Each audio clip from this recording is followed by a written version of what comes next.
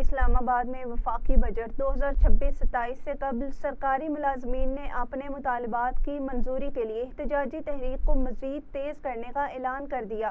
آل government employees grand alliance کے مطابق 9 جون کو وزارت خزانہ کے سامنے جبکہ 10 جون کو پارلیمنٹ ہاؤس کے سامنے ملک گیر دھرنے دیے جائیں گے۔